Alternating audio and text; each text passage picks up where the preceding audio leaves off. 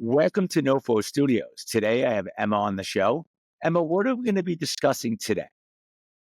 Great to be here. So Great to today we're have going you. to talk a little bit about Libra season. We are currently almost actually at the end of Libra season, but I did want to touch on a few ways that we can utilize the energy of Libra season in the workplace. In the last episode that we did, we talked a little bit about Virgo season. We talked about the value of being of service to others, organizing, optimizing, analyzing. These are all themes of Virgo season.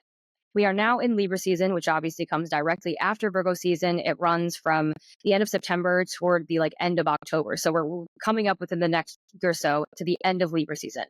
Now, Libra season carries a primary theme of relationships. It's reciprocity, it's fairness, it's harmony, it's diplomacy in our interactions with others.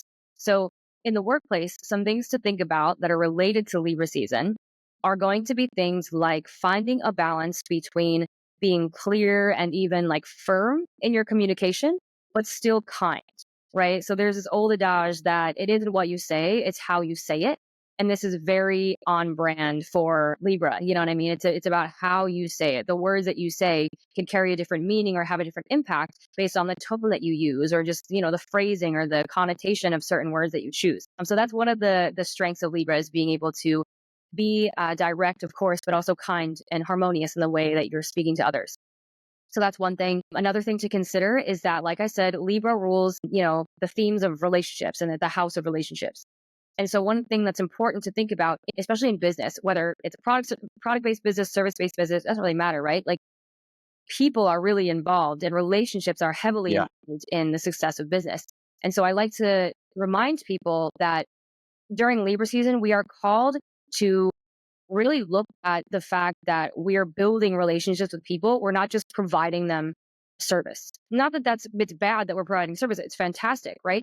But you can provide a service, but also understand that you're nurturing a working, living, breathing relationship at the same time. It doesn't have to just be this cold and transactional thing. It's a real relationship, and if you put effort into that, that obviously creates benefits for everybody. And it creates an opportunity for there to also be more longevity, I think, in the relationship and potential for growth in other areas. I'm sure you can think of a million other things. So those are a couple of things that I really would encourage people to think about. And then one thing that I think is really important is Libra shadow, if you will, can be people pleasing, basically. It's caring a lot about how other people perceive you, and wanting to, whether it's act a certain way, speak a certain way, engage in certain things that maybe you wouldn't actually want to, but you're doing it because it makes you look better to other people, or you think that people will perceive you as nice or unproblematic. You don't want to be considered an issue or anything like that. If an issue, right? So If that's there's someone disrupt. yes, exactly. Because sometimes I think we think about asserting yourself, for example, or speaking truth to be disruptive or to always automatically lead to conflict, which a lot of times, back to the first thing I said, if you're able to communicate what you need to say in a way that is kind and it's diplomatic, then confrontation or asserting yourself doesn't always need to lead to some type of conflict. But say that you were to speak to Well somebody, said. bring something up in a way that's very like an attack or very aggressive, then you might be met with a little bit of pushback, and conflict, of course, but it doesn't always have to be that way. So I think that's another thing that I would encourage people to think about is examine any patterns of people pleasing. Is there a part of you that is overly concerned about the way that other people perceive you? So much so to the point that you are now no longer authentically sharing the feelings that you have or the ideas that you have even, right?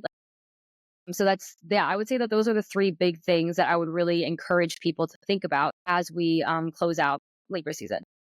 No, I love this. It's so true because the alignment of everything we discuss, because obviously we've been recording on a monthly basis and, you know, it seems like so many things align. Oddly enough, I don't know astrology like you do, obviously, but I'll tell you something about a real life situation like we were talking about earlier. And you're like, funny you should say that. And then you tell me about the astrology aspect of this all. And it all comes together and it's so wild. I mean, it really is. And then, you know, it's just perplexing, like how complicated things could actually be in life. And then how simple it could be at the same time. Like when you understand the astrology part, like this is really this is actually really happening and this kind of starting to make sense. And we talk about this all the time in leadership is why astrology is so important as a to become a leader or a mentor, somebody, the go-to person. Because understanding what's actually happening and maybe the why it's happening, the things that we don't understand, the forces around us that are making things happen will help us lead and be better at what we do and how we're received by others and how we're perceived. And we talk about being perceived. And do we want to be the crowd pleaser? Do we want to be the crowd pleaser? Do we want to be the person that isn't the crowd pleaser, but actually the one that people come to because they know they get things done? Plowing a way forward, right, is not the easiest thing to do. And I think people are really conflicted in so many ways to say, do I want to just go with the flow and make everybody happy, or do I want to be the disruptor and get things done that have to get done?